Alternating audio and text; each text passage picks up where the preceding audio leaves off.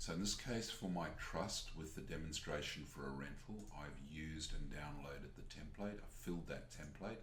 It looks like this. So we've got rent, we've got the indirect costs associated with the property, bank balance, land and buildings, the beneficiary loan accounts, the bank account, the settled sum, and the attribution of the profit. So there's the current earnings, which is nothing more than the net profit, attributed to the beneficiaries by simply putting a debit in to counteract the credit of the current earnings, and that is split amongst these beneficiaries.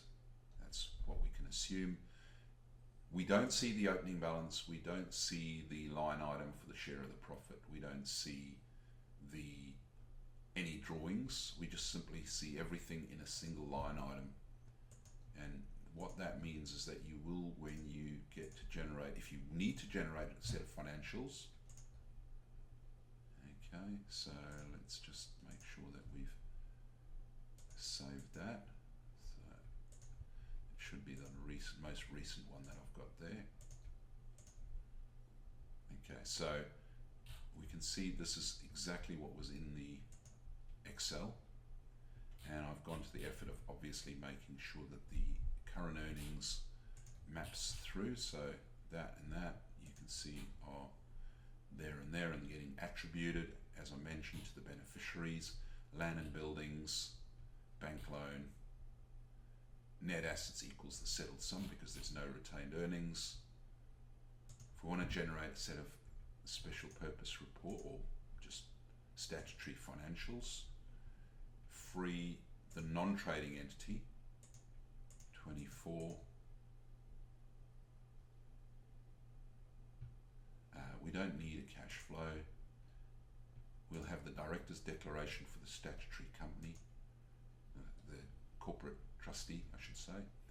You've got your rental income and your rental property costs, noting that the classification works here but won't work in the tax return. And of course, once we're here, we do need to put in the values of what those drawings would be, and also if we had any. And once we've put in the split, we are just saying who these closing balance beneficiaries are.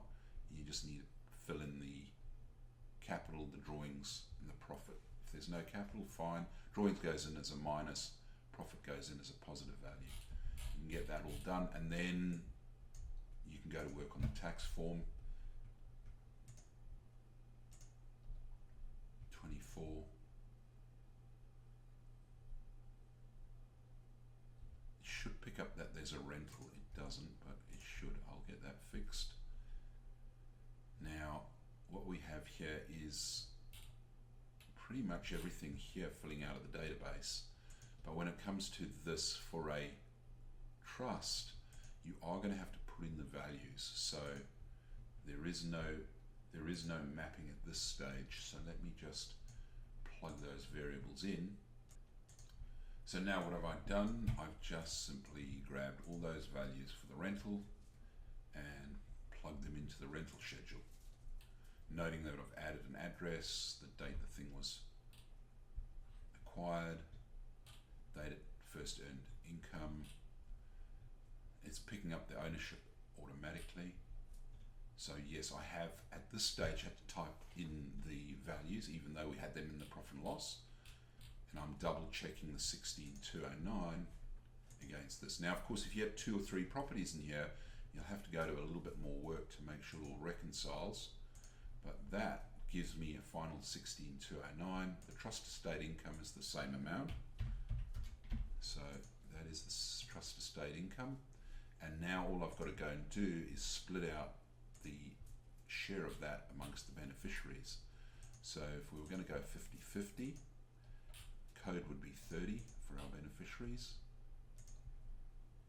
Okay, and let's just make sure that we do this one.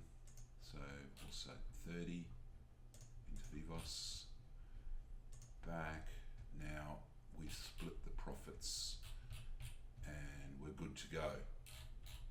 We'd have to clear any errors out, but essentially that's how you fill a tax return for a trust.